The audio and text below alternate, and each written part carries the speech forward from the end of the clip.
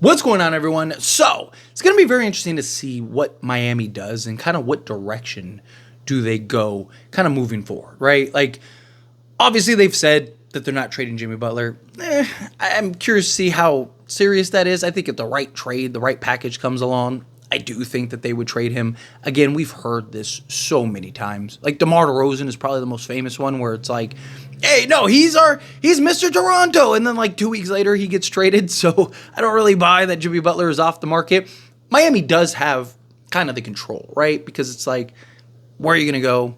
You know, like, are you really going to turn down $50 million? Right? We're not just going to trade you, right? They're willing to call his bluff. They're willing to kind of see and evaluate. But if you're really planning and you really do want to keep Jimmy Butler and you're not really looking to trade him, shouldn't you really be kind of start buying stuff, right? Like, part of the reason, based on reports that came out, part of the reason Jimmy wants out and prefers to be traded by the trade deadline is because he supposedly made it clear to Miami, like, hey, you know, I want some help. I need some pieces. Go do something. And they missed out on everybody. They didn't get anybody, right? And they're in every free agency, every trade talk, all of it, and nothing ever comes of it. Right? Like, they were supposed to get Bradley Beal, and Bradley Beal ended up going to Phoenix instead, right? Like, it's just, and this is the problem. They missed out on Donovan Mitchell. Like, it's like every guy that they miss out on. And I get Jimmy Butler's frustration. I get why he would want out. He's like, dude, I probably have like 2 or 3 years left in this league. I'd like to win. I'd like to compete. I'd like to win a championship. You know, I don't want to be a play-in team every year. Like, and Jimmy Butler's done more with less than probably any star in the league. You know, so he's looking at it as like, dude, like, you know, like, trade me. You guys have all this young talent. You guys have all this stuff. Like, figure it out. Let me go to a place where I can, you know, where I could try to compete and try to win, you know, and you guys kind of retool a little bit here. And I do think, like, you haven't really heard Miami being very aggressive, right? Like, which part of it is the reports are just, you know, focused on Jimmy, but like, what's going to happen with Jimmy getting traded? If so, where is he getting traded to, right? Like this, that, and the other, right? And so I do get to an extent why you haven't heard kind of the chirping of like Miami's going after this guy or that guy. But also, like, who is that guy for Miami?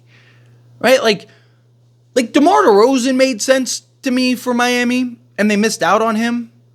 Right? Because Miami needs that consistent bucket getter. Right? Like, they don't have that guy. Like, Jimmy Butler's really the only guy. Bam can do it at times, but like, they need that guy that he can just get to his spots and just operate and knock down shots, right? You have the toughness and defense and versatility. You have all the things. So like, guys like him made sense to me. It was like, okay, like, you know, DeMar DeRozan, 0 cents for I don't know what Sacramento was thinking by getting DeMar DeRozan, but like teams like the Lakers really could have used a guy like him in the offseason. Miami really could have used a guy like him in the offseason. Like, teams that don't really have that, like, just bucket getter. Like, here's the ball, go get us buckets, right? We need you to just give us 20 to 25 a night. And he's a guy that could do that, help close down the stretch, take pressure off of the stars, right? And even more so Miami, because Bam Adebayo and Jimmy Butler are two of like the best like dirty work stars in the league.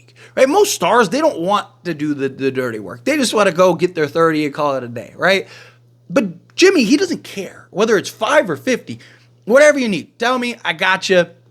Hey, DeMar, right? Just sticking with him as an example. Man, DeMar, he's cooking. He you know, he's going to give us 30 tonight. Look, I'll just chip in. I'll give us like 10 and 7, right? Like, you know, I'll do whatever you need. And I'll sacrifice my body, play some defense, do this, that, and the other. Like, same thing with Bam. Like, he doesn't care whether he's giving you 30 or he's giving you 10, right? As long as they are winning, that's all they care about. So you are in a unique situation where I do think a lot of like stars or all-stars or borderline guys that maybe not work elsewhere would work in Miami. It's also the reason why they've gotten guys like Terry Rozier and, you know, they're hoping Tyler Hero which Tyler Hero's having a great season, but, you know, like, it's not moving the needle the way that they had hoped. And you look at Miami right now, like, they are essentially middle of the pack. They're play-in team. Like, they're like in the thick of it, but they're also in the thick of it going the other way, right? Like, one bad slump and they're, you know, out of the play-in. And it's just like every year this team's a play-in team. It's like every year it's like, you know, you're climbing this uphill battle. And it's like, if you're Miami, you got to pick a direction. You have all this young talent, all these young guys, which is great. It's great to have good young talent. But either take that, package it, and go get another guy or two, right? Like, or you go and like take a flyer on a Brandon Ingram or something. Like, obviously, in a perfect world, like De'Aaron Fox would make some sense, man. Like, that would be top. Imagine Fox, Butler, and bam, whew. But like they're waiting for that big splash, right? Is kind of what it feels like. They're waiting for like that Giannis to become available so they can be like, here we go. This is it. This is the one. But that might not come. That might not happen, at least in the time you need him to for Jimmy Butler, right? And even if it does, it's like, are you going to be able to compete with some of these other teams asset-wise and stuff? Like, and still maintain a roster good enough to win a championship stuff. And I get Miami culture, and, Eric Spoelstra is arguably the best coach in the league. It's like they've done, again, more with less than anybody, but you still need talent, right? Like, so it's such a weird situation with Miami, in my opinion, because it does feel like they should kind of hit the reset button here a little bit. But then it's also like, man, like every year, if they're healthy, they're in the conference finals or they're in the NBA finals, right? So it's like they got to be doing something right, but they can't get over the hump. Last thing you want to be is like middle of the pack regularly. And, Jimmy clearly seems like he wants out. Miami seems like they kind of want to get rid of him a little bit, but they don't want to just like give him away. And I'm not saying that they should give him away, but I think that they need to kind of figure like what direction do we want to go here? Do we want to go kind of the full rebuild, just trade Jimmy, right? Bam, you could keep Bam if you wanted to. If not, maybe at least explore offers. I'm not saying you have to trade him or anything, but say like if you get some like insane return for him, right? Get like a bunch of young talent and a bunch of firsts and stuff. Like maybe a team like the Thunder might give you a bunch of young guys and a bunch of picks, and it's like, oh man, like, hey, we could really kind of expedite this thing. And it's just, or do you just go and try to take a chance on a guy? I just feel like there's no risk in a lot of ways with them.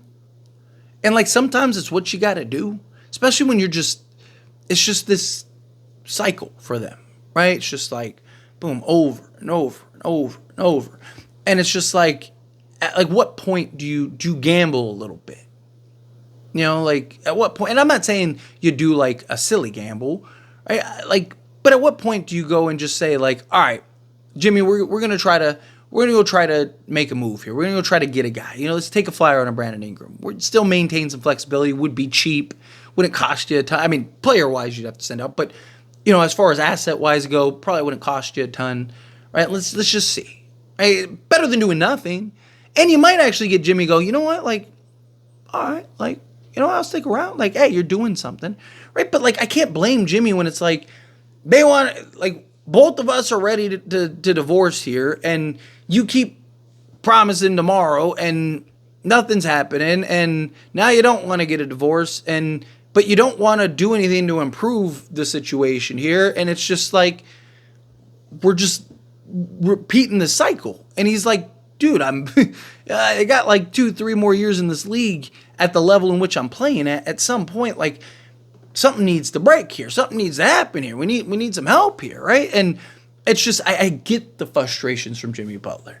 And, I've talked about like even the Warriors. Like the Warriors need to pick a direction because they're trying to operate too fast. Miami kind of feels like that too for me. Feels like a team that's trying to operate 2 separate timelines here. And it's just like, pick a direction, pick a lane, and just go down that path. Right? Because look, if you try. You're Miami. You're a destination, right? But it's hard to be a destination when you don't have the assets or you don't have the salary space or anything like that. And you just kind of been spinning your wheels the last few years. Right? The last 5 years, yeah, like been to conference finals, you've been to NBA finals, stuff like that, right? So there is the, like, hey, what we have here is working, right? It's kind of hard to, you've had more success than like 90% of the league. So it's hard to kind of go like, what do you mean we need a change, right? But it's just like, but you haven't gotten over the hump. And you look at a team like Boston, they were in the same boat, same position, right? Couldn't get over the hump. And they made drastic changes. They took a gamble on Kristaps Porzingis, right? They go and get Derek White and Drew Holiday and stuff. Like, they took the gamble. They took the risk. And it's just like, if you're Miami, at what point do you kind of do the same, right? Those are my thoughts and opinions. And as always, I pass the question on you. Let me know yours down in the comments below. What do you think? How do you feel? What are your thoughts? Do you agree with me? Do you disagree with me? Kind of mixed in the middle. However you feel, whatever your thoughts are. I'd love to hear it either way, so let me know down in the comments below. That being said, if you haven't liked this video, hit that like button. Helps me a lot. Helps me enjoy these types of videos, and I truly appreciate it. Not subscribe to the channel, hit that subscribe button. Turn on the bell notifications. Appreciate y'all. See you in the next one. Thank you.